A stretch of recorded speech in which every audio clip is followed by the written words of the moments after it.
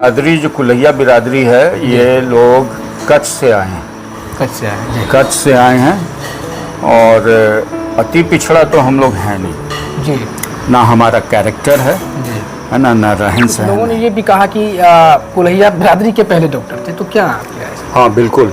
जी, आपके पिताजी कुल्हैया बिरादरी के पहले डॉक्टर थे, आपके माताश्री विधायक थी और आप खुद एक बड़े पद पर थे और शायद अभी रिटायर कर चुके हैं। मैं 2022 में मैं ONGC में था, oil and natural gas corporation जी। लिमिटेड। ये भारत सरकार की कंपनी है। इस जी। कंपनी का काम है कच्चा तेल, गैस, इसका ज़मीन के नीचे कहाँ इसका डिपॉजिट होता है उसको खोजने का। 200, 300, 400 साल पहले पूर्णिया जो है वो काला पानी कहलाता था। सरकारी पदाधिकारी यहाँ पोस्टिंग लेने से डरते थे। तो देख रहा हूँ कि हर फ्रंट पे ये लोग फेल हुए हैं। सड़कें खराब हैं, सड़कों का चौड़ीकरण नहीं हुआ है, जो कि हाट की हालत आप देख रहे हैं, जी और अस्पताल की हालत देख रहे हैं। उस सड़क पे आप जा नहीं सकते हैं, कोई व्यवस्था नहीं है। जो कि हाई स्कूल के सामने एक मैदान है, यहाँ के बच्चे बड़े स्पोर्ट्स में। तो गिरदा गांव जो है वो एजुकेशन का हब है। जी। यहाँ से पढ़ाई जो है कुल्हैया बिरादरी में जी जी। फैली है। कैसे हैं आप? मैं बिल्कुल ठीक हूँ हाँ। और मैं कुल्हैया टीवी बड़े शौक से देखता हूँ जी सर। और काम आपका बहुत शानदार है जी और खुशी होती है जब भी आपका कोई भी प्रोग्राम वाला। तो गिरदा का हूँ जी। मेरे दादा जो हैं वो मरहूम हाजी याकूब उनका नाम था, किसान थे वो। जी और मेरे वालिद साहब जो हैं वो MBBS डॉक्टर थे। 1956 में वो PMCS से अपनी पढ़ाई पूरी किए। और क्योंकि जोकीहाट मेरा घर है, वतन है, और हम लोग 1969 से जी जोकीहाट की राजनीति से दूर रहे हैं और 1969 के बाद से जोकीहाट के विकास को देख। इसमें आप लड़ने जा रहे हैं जो कि हाट विधानसभा से या कहीं और से? देखिए, प्रेशर तो मुझे 2-3 सीट से है जी। मुझे लगता है कि जनसुराज की तरफ से ऐसा कैंडिडेट उतरेगा जो उनको रिप्रेजेंट करे, उनको लगे कि हाँ ये मेरा आदमी है और हमारी बात सुनी। कुल्हैया लोग किसान हैं। अच्छा। और कभी उनको नौकरी और या दुकानदारी सब करने का शौक़ नहीं था। वो तो तौहीन समझते थे। खेती के अलावा कोई काम उनको पसंद नहीं था। बहुत बहुत स्वागत है सर आपका। कैसे हैं आप? मैं बिल्कुल ठीक हूँ हाँ। और मैं कुल्हैया टीवी बड़े शौक से देखता हूँ जी सर। और काम आपका बहुत शानदार है जी और खुशी होती है जब भी आपका कोई भी प्रोग्राम देखता हूँ कुल्हैया टीवी पे। खुदा करे कि आप तरक्की करें। सर, हम आपके जीवनी पर तो पूरी बात नहीं कर पाएंगे क्योंकि बहुत सारे चीज़ें हैं आपके जीवन से जो जुड़ी हुई हैं, जिन पर बात करना हम समझते हैं कि बहुत लंबा वीडियो बन जाएगा। लेकिन हम चाहते हैं क्योंकि दर्शक जो हैं, जो हमारे कुल्हैया टीवी के देखने वाले हैं और जो हमारे बिरादरी के लोग हैं, वो जानना भी चाहते हैं अपने बिरादरी के जो बड़ी शख्सियत हैं उनके बारे में। तो सबसे पहले हम ये जानेंगे कि आप किस घराने से ताल्लुक़ रखते हैं? अच्छा, मैं रहने वाला तो गिरदा का हूँ जी। मेरे दादा जो हैं वो मरहूम हाजी याकूब उनका नाम था, किसान थे वो। जी। और मेरे वालिद साहब जो हैं वो MBBS डॉक्टर थे। 1956 में वो PMCS से अपनी पढ़ाई पूरी किए और इस इलाके में मुझे लगता है MBBS के सबसे पहले डॉक्टर थे। अच्छा, कुछ लोगों ने ये भी कहा कि कुल्हैया बिरादरी के पहले डॉक्टर थे, तो क्या क्या है? हाँ बिल्कुल जी। पहले MBBS डॉक्टर थे वो। अच्छा। और पहली MBBS लेडी डॉक्टर भी मेरी कज़न है, डॉक्टर हुस्ना आरा बेगम। तो ये क्रेडिट इस परिवार को जाता है। तो सबसे पहले तो आपका भी शुक्रिया अदा करते हैं क्योंकि आपने अपना कीमती समय दिया है सर। अब हम ये चाहेंगे कि आपका जो तालीमी सफ़र था, यानी शिक्षा का जो दौर था, वो किस तरह का रहा? कहाँ से आपने शिक्षा की शुरुआत? मेरी पढ़ाई लिखाई शुरू हुई है कटिहार से। AAM चिल्ड्रंस एकेडमी एक स्कूल था, वहाँ हम लोग पढ़ते थे। मेरी माँ वहाँ MGM महिला कॉलेज में प्रोफेसर थी और फादर मेरे TV सेंटर में पोस्टेड थे वो। और उसके बाद मैं चला गया पूर्णिया उसलाइन कॉन्वेंट। वहाँ 3-4 साल मैं पढ़ा। उसलाइन कॉन्वेंट से मुझे पटना जाना पड़ा क्योंकि 1972 में मेरी मदर बारसोई से MLA हो गई और वो केदार पांडे जी के गवर्नमेंट में मिनिस्टर भी हूँ, तो मुझे शिफ्ट करना पड़ा। पूरे परिवार को ही जाना पड़ा पटना। तो मेरी फिर पढ़ाई मैं मैट्रिक किया हूँ पटना गर्दनी बाग गवर्नमेंट हाई स्कूल से। उसके बाद साइंस कॉलेज से इंटरमीडिएट और बीएससी, और पटना यूनिवर्सिटी से जियोलॉजी में मैं एमएससी किया हूँ। सर MB दोजा आपका पूरा मतलब जब नाम देखते हैं कहीं ना कहीं देखने को मिलता है, तो पूरा नाम इसमें आपका कैसे पड़ गया? मेरा नाम है मोहम्मद बदियुद्दीन दोजा जी। और मेरे वालिद साहब का नाम है डॉक्टर मोहम्मद नजमुद्दीन दोजा। हाँ, कुछ लोग बॉबी के नाम से भी है आपको। हाँ, मेरा घर का नाम है और वो बड़ा मशहूर नाम है। जी जी। मैं 10 साल की उम्र से ही अपनी माँ के साथ राजनीति में उनके साथ साथ घूमता था। तो उस समय तो 10 साल की उम्र थी, तो घर वाला नाम मेरा ज़्यादा पॉपुलर हो गया। लोग उसी नाम से जानते हैं, बॉबी नाम से। चाहे बड़े हों या छोटे हों, सबके लिए मैं बॉबी भैया था। अच्छा, सबके लिए? सबके लिए। सोशल मीडिया पर भी काफ़ी एक्टिव है, हम देखते हैं लगातार आप किसी न किसी मुद्दे को लेकर एक्टिव रहते हैं और अपनी राय भी रखते हैं सोशल मीडिया पर। और आप जहाँ से बिलोंग करते हैं ये जोकीहाट का इलाका है और जोकीहाट विधानसभा ही कहलाता है। ये चूँकि आप एक बड़े पद पे थे, तो सबसे पहले दर्शक भी जानना चाहते हैं कि आप किस पद पर फाइज थे, किस ओहदे पर थे? सबसे पहले तो सोशल मीडिया की बात मैं कर लूँ जी। सोशल मीडिया में जब आप देखिए, वो माध्यम बहुत अच्छा है। जी जी। आप दूसरों की सोच, अपनी सोच, है ना, बता सकते हैं। आप दूसरों के बारे में जानकारी हासिल कर सकते हैं। जी। तो बहुत लोग हैं जो उतने एक्टिव नहीं हैं, या ख़ास करके जो इस इलाके के पॉलिटिशियंस हैं वो खुद सोशल मीडिया पे पर्सनली एक्टिव नहीं हैं। जी। उनके लोग हैं, कुछ उनके समर्थक हैं, वो लोग उनकी तरफ से लिखते हैं। मुझे वो अच्छा नहीं लगता है, क्योंकि पॉलिटिक्स में रहे हैं शुरू से मदर के साथ, और बहुत एक्टिव पॉलिटिक्स किए हम 1990 तक। जॉब में तो मैं 1988 में आ गया था, लेकिन 90 तक मैं एक्टिवली पार्टिसिपेट करता था पॉलिटिक्स में, इलेक्शंस में। तो क्योंकि पब्लिक को डील करना पड़ता था जी, तो आदत है सोशल मीडिया में भी अपनी राय खुद अपने हाथों से लिख के मैं पोस्ट करता हूँ। किसी और को नहीं कहता हूँ कि हो सकता है कुछ गलतियाँ हो जाएं, इसलिए सोच समझ के सोशल मीडिया पे लिखा जाता है, तो मैं इसलिए खुद करता हूँ। और सर क्या ये संभव है, क्योंकि कहा जाता है कि शिक्षा ही एकमात्र ऐसा चीज़ है जो बहुत कुछ बदल देती है, हालात बदल देते हैं। अगर लोग शिक्षित हों, जैसे मान लीजिए कहीं हम काम पर जाता है किसी ऑफिस का, अगर उसको खुद से किया जाए, खुद से अगर उसके बारे में उस विषय पर जानकारी हो, तो ये ज़्यादा अच्छा है? या आमतौर पर लोग जो जाते हैं आप बोलते हैं कि यहाँ ये अटक गया, ऐसा काम हुआ नहीं, तो इस पर आप क्या कहेंगे सर, इस विषय को लेकर? जब शिक्षा की बात आप कर रहे हैं तो सबसे पहले मैं बता देता हूँ कि पॉलिटिकल फैमिली में रहने के बावजूद जी सर, और जो मेरी मदर के कंस्टिट्यूएंसी से लोग आते थे जी जी, उनमें भी मैं काफ़ी वक्त देता था। उसके बाद माताश्री की विधानसभा से? हाँ, उनके विधानसभा से, और यहाँ से भी आते थे, ऐसा नहीं है। जी जी जी जी। देखिए 1990 से पहले के जो पॉलिटिशियंस हैं ना, और आज के पॉलिटिशियंस में बहुत फ़र्क है जी। ऐसा नहीं है कि वो सिर्फ बारसोई बलरामपुर के लोगों को ही एडजस्ट करती थी, उनके काम को संभालती थी। इस इलाके से भी बहुत लोग जाते थे और कभी किसी को मना नहीं किया है, चाहे वो मदरसा बोर्ड का काम हो या कुछ यहाँ के जूनियर इंजीनियर्स थे इलेक्ट्रिसिटी बोर्ड में, उनके चॉइस पोस्टिंग का हो, सबकी मदद की है। कितने वीडियो CO आते थे इसी इलाके के, इसी कुलैया बिरादरी के। अच्छा। और वो लोग बड़े खुश होते थे कि भाई अपना कोई है जो मुसीबत में मदद कर सकता है। पढ़ाई इतनी ज़रूरी है जी। पॉलिटिकल फैमिली में होने के बावजूद भी मैं भी चाहता तो सिर्फ पॉलिटिक्स करता, एक पेशेवर पॉलिटिशियन की तरह पढ़ाई लिखाई को पीछे रखता और ये सोचता कि माँ जब आज विधायक है तो कल मैं भी हो जाऊंगा।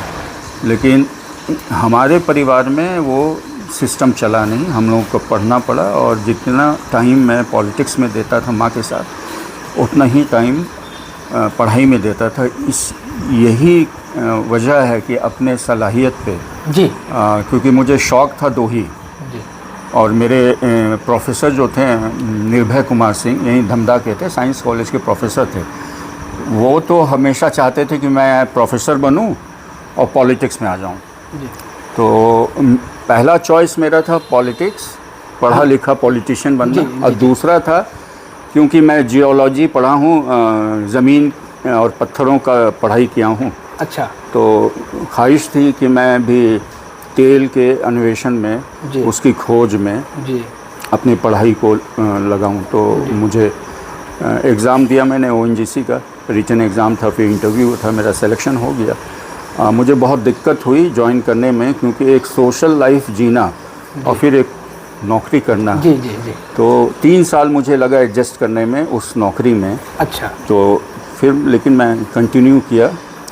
बीच में ऑप्शन भी आया, लोगों ने ऑफ़र भी किया कांग्रेस पार्टी से 2005 के आसपास, जब अनिल कुमार शर्मा यहाँ के अध्यक्ष थे, उन्होंने ऑफ़र किया कि आप रिज़ाइन कीजिए, आप आइए मदर का क्षेत्र देखिए, आपको टिकट देते हैं कांग्रेस का। अच्छा लेकिन मेरा मन नहीं था उस समय, क्योंकि जिस जगह मैं आया था उसमें भी कुछ करना चाहता था, और पॉलिटिक्स के लिए तो बहुत वक्त रहता है, तो मैं नौकरी को भी बीच में छोड़ना नहीं चाहता था, वो भी उतना ही इम्पोर्टेंट था। और उसमें भी जहाँ जहाँ मेरी पोस्टिंग रही, और ख़ास करके 10 साल, लगभग 10 साल मैं पेट्रोलियम मिनिस्ट्री के साथ भी काम किया हूँ, तो वहाँ जो मेरा हिस्सेदारी है वो बहुत अहम है। सर ये कयास कर सकते हैं आपके लिए, क्योंकि अभी आपको देखते हैं कि काफ़ी सक्रिय नज़र आते हैं, तो क्या आप राजनीति में खुद को समर्पित कर रहे हैं?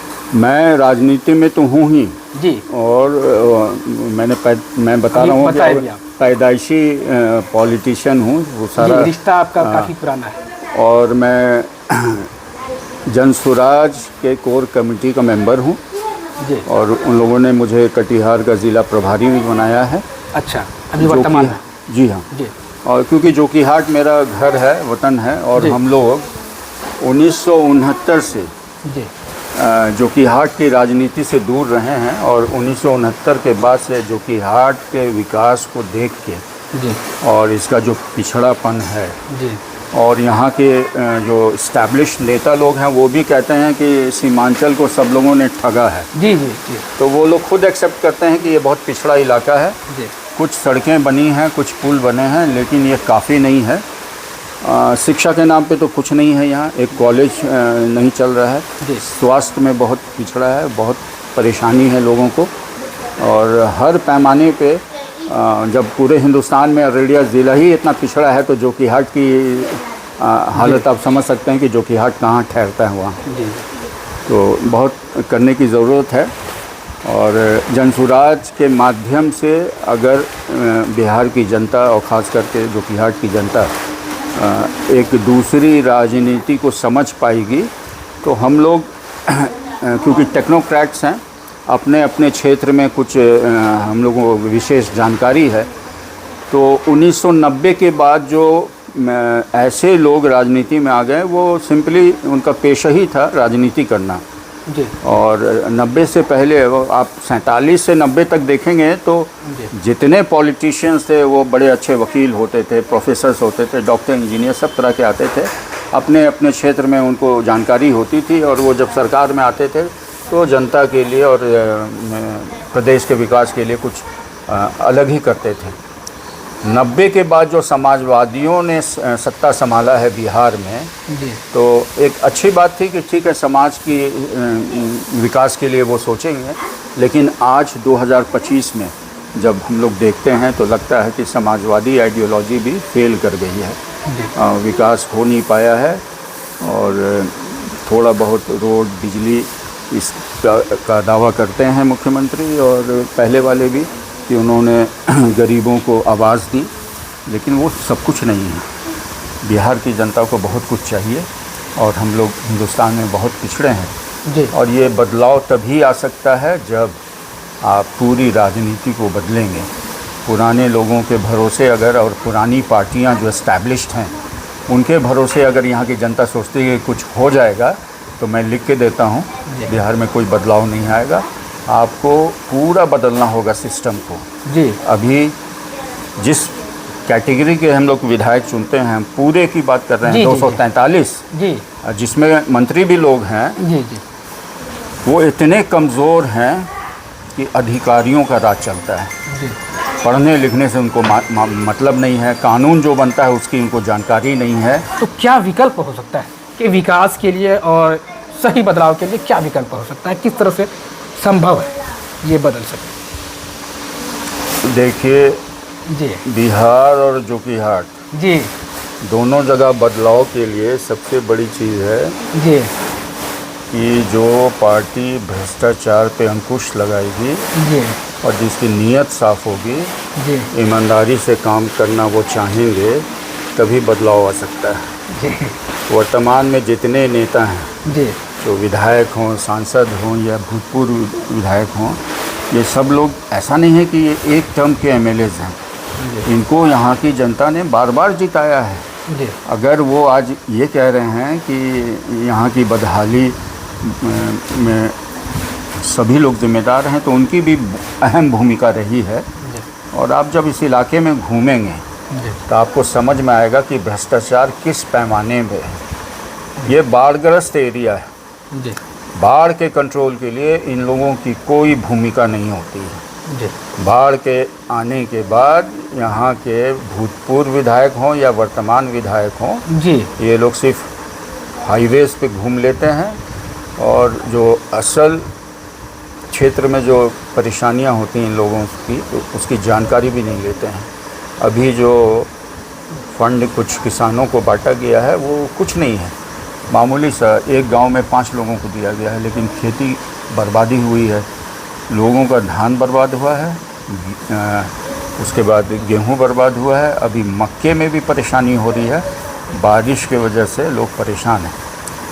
अब ये देखिए सरकार जी क्या कर रही है। नीतीश कुमार जी प्रगति यात्रा में शायद अररिया को 400 करोड़ दिए। जी उस 400 करोड़ में चलिए एक अस्पताल बनाने की योजना है, बहुत अच्छी बात है, देखना है कि कब तक वो बन के तैयार होता है। लेकिन इसी पिछड़े अररिया ज़िला के 5 प्रखंडों में वो अंचल ऑफिस बनवा रहे हैं। अच्छा और एक योजना और है जो पंचायत में एक कोई सरकारी भवन बना रहे हैं। जी अब इसकी ज़रूरत है क्या? ज़रूरत इस बात की है कि आप ऐसा कुछ कीजिए कि यहाँ के किसानों को कुछ मदद मिले। जी अभी जो बारिश हो रही है, ज़्यादातर जो मार्जिनल किसान हैं उनके पास जगह नहीं है अनाज को रखने के लिए। बजाय इसके कि ये सरकारी दफ्तर बनाएं, हमारे टैक्स पेयर्स के पैसे से इनको शेड बनाना चाहिए। ऐसी कुछ व्यवस्था करना चाहिए कि ऐसे मौसम में छोटे किसान अपने अनाज को बचा सकें। और उस ओर इन लोगों का ध्यान नहीं है। इरिगेशन पे कोई ध्यान नहीं है, फ्लड मैनेजमेंट पे कोई ध्यान नहीं है। खेतों में बिजली, सरकार की योजना है, वो तैयार है और उसका ऐप भी है, आप अप्लाई कर सकते हैं, लेकिन आपको कनेक्शन नहीं मिलेगा। मैं पिछले 3-4 साल से ट्राई कर रहा हूँ अपने खेत पे एग्रीकल्चर कनेक्शन के लिए। ये सिस्टम इतना ढीला ढाला है और करप्ट है कि वो कनेक्शन नहीं मिल पाया है। और डीजल की कीमत आपको मालूम है, जी डीजल से खेती करने में हम लोगों को कुछ बचत नहीं होती है और बिजली आपको सरकार उपलब्ध नहीं कराती। ये सारी दिक्कतें हैं। एक बहुत अच्छा एग्जाम्पल है जो बाढ़ से भी रिलेटेड है। 2017 में जो भयंकर बाढ़ आई थी, जी तो मेरे गांव के बाद ललिया है और ललिया के बाद परमानपुर है। अच्छा। वहाँ एक छोटी सी नदी है जो मानसून में एकदम भर जाती है, और तो उसका जो बांध था वो टूट गया था। अच्छा अब उस बांध को कोई भी साधारण सा जूनियर इंजीनियर भी कहेगा कि इसको बंद कर दिया जाए, बांध दिया जाए, और उस पर एक सड़क थी तो सड़क को बना दिया जाता है। लेकिन ये अक्लमंद लोग, इन लोगों ने क्या किया कि वहाँ पुल बना दिया है और 2 पुल बना है उस रोड पे। बांध कम रोड है वो, उस पर 2 पुल बनाए हैं, दोनों की आवश्यकता नहीं है।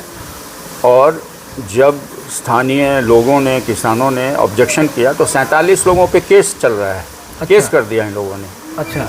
और जो भूतपूर्व विधायक हैं जिनसे मैं गया था उस पुल पे और कुछ लोगों से बात हुई, तो उनमें से एक किसान बोला कि भूतपूर्व विधायक आए थे और हम लोगों ने जब उनको कहा कि ऐसी सी बात है, इसको बंद करवाइए, तो वो कहते हैं कि मैं क्या कर सकता हूँ, आप बीडीओ और सीईओ को लिख के दीजिए। तो वैसे नेता जो कुछ नहीं कर सकते हैं, तो उनके लोग, उनके समर्थक आज फेसबुक पे क्यों डालते हैं कि यही आदमी बहुत मजबूत है और इसी की ज़रूरत है।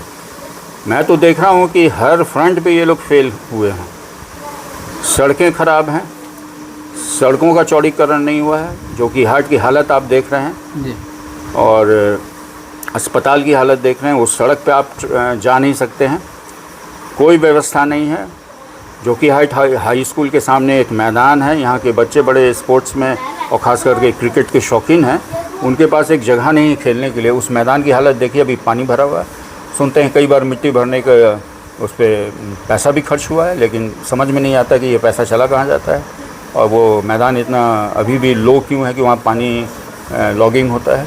ये सारी समस्याएं हैं, ये कुछ नहीं है, ये भ्रष्टाचार है और खुल्लम खुल्ला दिखता है। ये छिपाने की बात नहीं है। इनका जो मोडस ऑपरेंडी है, ये लोग क्या करते हैं, और ये एक दो विधायक की बात नहीं है, पूरे बिहार के विधायक करते हैं। ये लोग ठेकेदारी प्रथा को बहुत आगे बढ़ाते हैं, उसमें इन्वॉल्व हो जाते हैं ज़रूरत से ज़्यादा। टेंडर होता है, टेंडर मैनेज होता है, इनके चहेते ठेकेदार होते हैं और पूरा 5 साल ये लोग इसी में लगाते हैं। अब क्या इंटरेस्ट है इनका, क्यों सड़कें ख़राब बनती हैं, तो यही लोग जवाब देंगे कि इतना पैसा बिहार सरकार का लगने के बाद भी हर साल सड़क टूट क्यों जाती है, इनकम्प्लीट ब्रिजेस क्यों हैं, सड़क चौड़ी क्यों नहीं है। पूर्णिया ज़िला जो हमारे से सटा हुआ है, उस इलाके में काफ़ी दिनों पहले चौड़ीकरण हो गया है, लेकिन जोकीहाट हाईवे से लेके और अमोर के का जो रास्ता है चकई होके, वो अभी एकदम नैरो रोड है, उसमें एक्सीडेंट्स होने का चांसेस हैं। तो जब सड़कें चौड़ी नहीं होंगी, पुल नहीं बनेंगे, स्कूल, शिक्षा की व्यवस्था तो छोड़ ही दीजिए, शिक्षा व्यवस्था, ये जो आजकल की जो पार्टियां हैं, चाहे आरजेडी हो, कांग्रेस हो, भाजपा हो या जदयू हो, इनके कैपेसिटी के बियॉन्ड है। जी ये शिक्षा व्यवस्था सुधार नहीं सकते हैं, ना इनकी नीयत है। और क्योंकि करप्शन इतना है, 58,000 करोड़ रुपया बजट है शिक्षा का, और ये काफ़ी पैसा है, इसे सुधारा जा सकता है, गरीब के बच्चे पढ़ सकते हैं। अब क्योंकि बिहार एक लेबर स्टेट है, पूरे हिंदुस्तान को लेबर सप्लाई करता है, तो पढ़ाने की क्या ज़रूरत है। तो इसी सोच से ये सरकारें चल रही हैं और जनता परेशान है। अब ये हम जानना चाहेंगे, क्योंकि आपने जनसुराज पार्टी को ज्वाइन किया है, अभी आप वर्तमान में जनसुराज में हैं, तो किन नीतियों को देखकर आप जनसुराज को ज्वाइन किए, क्यों फैसला लिया कि जनसुराज ही ज्वाइन करना है? देखिए, जब प्रशांत किशोर जी चंपारण से अभियान शुरू किए, तो मैं लगातार उनको सोशल मीडिया पे देखता था, उनके विचारों को सुनता था, और बिहार की क्या हालत है वो तो किसी से छुपी नहीं थी। मुझे भी यहाँ अंचल ऑफिस में काम पड़ता था अपने ज़मीन के सिलसिले में, और भी सर्टिफिकेट्स लेना पड़ता था बच्चों के लिए। तो ये सिस्टम कैसा चलता है, क्योंकि राजनीति में भी बहुत दिनों से थे जी। 1972 से 90 का पीरियड भी मैंने देखा है और 90 से अब तक का पीरियड भी देखा है। तो मैं जो आकलन करूँगा तो वो ज़मीनी हकीकत देख के, तो मैंने दोनों तरह का रेजिम देखा है। ये जो रेजिम है, ये जो सरकारें चली हैं 90 के बाद से, इसमें भ्रष्टाचार ऐसा कांग्रेस के पीरियड में भी नहीं था। जी तो जब एक आदमी जो बिहार को बदलने की बात कर रहा है और पैदल वो गांव-गांव घूम रहे हैं, लोगों को समझा रहे हैं, उनको अपने साथ जोड़ने का काम कर रहे हैं, तो ये किसी भी बिहारी के लिए मुश्किल होगा कि वो इस अभियान से अपने को दूर रखे। और बड़े नेक नीयत से और ईमानदारी के साथ हम लोग इससे जुड़े हैं।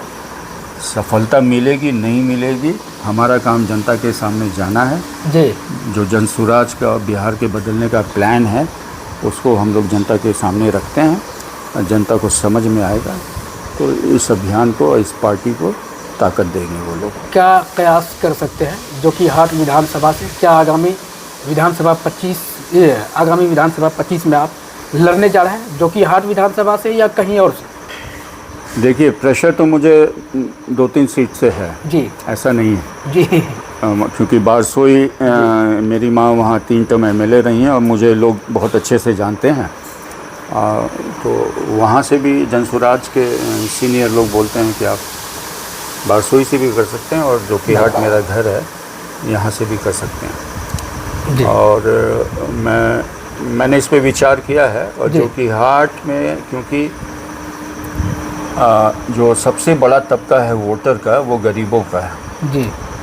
और वो अपने को ठगा हुआ महसूस करते हैं जब जी। विधायक जिस तरह से उनके साथ पेश आते हैं, उनका काम नहीं होता है। और ज़्यादातर महिलाएं ही उस गरीब तबके की यहाँ जोकीहाट में रहती हैं। उनके जो बेटा बाप जो मर्द लोग हैं वो तो बाहर चले जाते हैं, पलायन करते हैं काम के सिलसिले में। तो उस तबके को सबसे ज़्यादा परेशानी है, उसको कोई रिप्रेजेंट नहीं करता है। 3 पार्टियों के कैंडिडेट्स यहाँ कोशिश में हैं।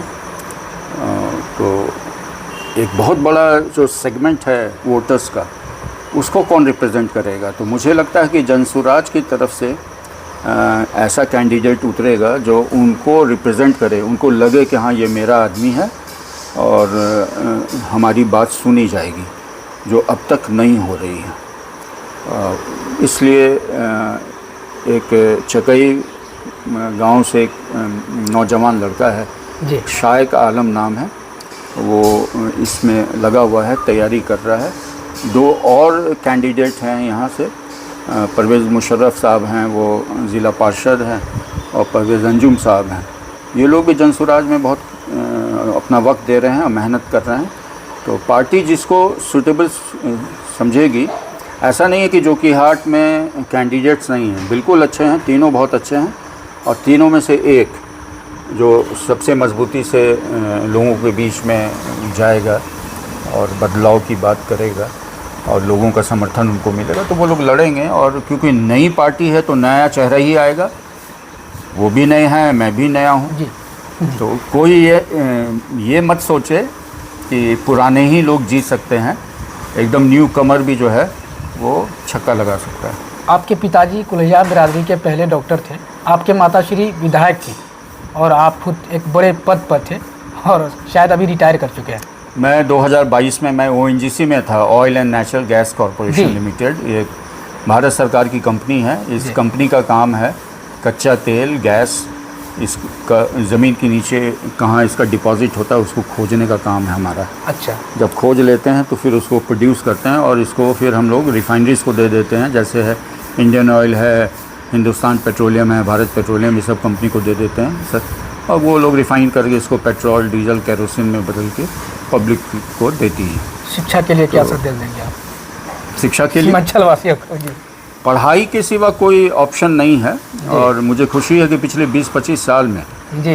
इस एरिया के लोगों का जो रुझान हुआ है और ख़ास करके लड़कियों का, जी जी जी। वो काबिल तारीफ़ है। और मैं चाहूँगा कि और मेहनत से बच्चे पढ़ें और चाहे प्राइवेट सेक्टर हो या गवर्नमेंट सेक्टर हो, वो अपने पैर पे खड़े हों। और जब तक वो आगे नहीं बढ़ेंगे तो एरिया का डेवलपमेंट नहीं होगा। एजुकेशन बहुत ज़रूरी है और मेरा परिवार जो है सबसे आगे, हमारे यहाँ जितनी लड़कियाँ हैं सब पढ़ी लिखी हैं। तो गिरदा गांव जो है वो एजुकेशन का हब है। जी। यहाँ से पढ़ाई जो है कुलैया बिरादरी में जी जी। फैली है। जी। देखिए ये बिरादरी जो कुलैया बिरादरी है, ये लोग कच्छ से आए हैं।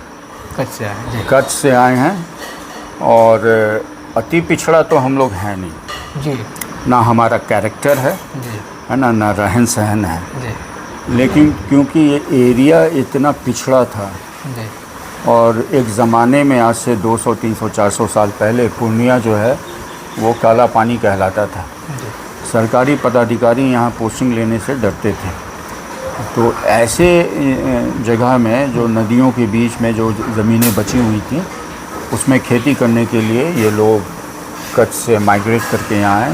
बेसिकली कुलैया लोग किसान हैं। अच्छा। और कभी उनको नौकरी और या दुकानदारी सब करने का शौक़ नहीं था, वो तो तौहीन समझते थे। खेती के अलावा कोई काम उनको पसंद नहीं था। ये रिकॉर्डेड है गैजेटियर में। जी। तो ये लोग कच्छ से आए थे और अब क्योंकि अब हिंदुस्तान में इतना कास्ट सिस्टम है और संविधान में रिजर्वेशन है, तो जो लोग जो समाज पीछे रह जाता है उसको सरकार रिजर्वेशन दे के उसको आगे लाने की कोशिश करती है। उसी क्रम में कुलैया को भी बना दिया गया है। लेकिन ये जो बिरादरी है ये अरबी नस्ल का है। अच्छा। इसमें कोई डाउट नहीं है। जी। और कुछ लोगों ने रिज़र्वेशन लेने के लिए कुछ इधर उधर की बात कर दी कि कन्वर्टेड हैं, तो कुल्हैया बेसिकली कन्वर्टेड नहीं है, ये अरबी नस्ल के लोग हैं और कुल्हैया नाम भी नहीं था इनका, जी। इसको तोड़ मरोड़ के कुल्हैया कर दिया गया है। ये कूल्हा वाले थे, इनको एडजस्ट किया जाता था कूल्हा वाले, क्योंकि ये पर्शियन कैप लगाते थे। अच्छा। और शुरू में ये पूर्णिया के आसपास बसे थे और काफ़ी जलालगढ़ से उत्तर का जो हिस्सा है वो मोरंग के राजा के कब्ज़े में था। जी। तो 1728 के आसपास यहाँ जो सैफ खान थे यहाँ के सूबेदार, उन्होंने इसको अभी के जो इंटरनेशनल बॉर्डर है जोगबनी के पास, उसको ढकेल के ले गया। तो उसके बाद ही काफ़ी लोगों को पीछे से पूर्णिया की तरफ से आगे ला के बसाया गया होगा, ताकि वो लैंड जो है ऑक्यूपाइड रहे। तो सर ये कुल्हैया बिरादरी के बारे में एक और जानकारी चाहिए आपसे, क्योंकि आप बचपन से छोटे से थे, तब में और अब में शिक्षा में कहीं न कहीं कुछ बदलाव और कुछ प्रोग्रेस? बहुत बदलाव आया है जी। और मैंने कहा ना कि कुल्हैया बिरादरी की लड़कियां बहुत अच्छा कर रही हैं, जी। पढ़ रही हैं और करने की ज़रूरत है। और अच्छे अच्छे स्कूल कॉलेजेस खुद अररिया में होना चाहिए, ताकि जो गरीब तबका है कुल्हैया का ना, उसको भी अवसर मिले। जो मिडिल क्लास है कुल्हैया बिरादरी का, या जो ऊपर के लोग हैं, अमीर लोग हैं, वो तो अपने बच्चों को अलीगढ़ और जामिया वामिया में दिल्ली में पढ़ा लेते हैं, लेकिन जो सबसे बड़ी आबादी है वो एजुकेशन से महरूम है। तो उनके लिए अब ज़रूरत है कि बड़े बड़े स्कूल और कॉलेजेस बने इस इलाके में, और टेक्निकल कॉलेजेस भी बने। बहुत बहुत धन्यवाद सर, शुक्रिया, आपने काफ़ी समय दिया। Thank you. आपका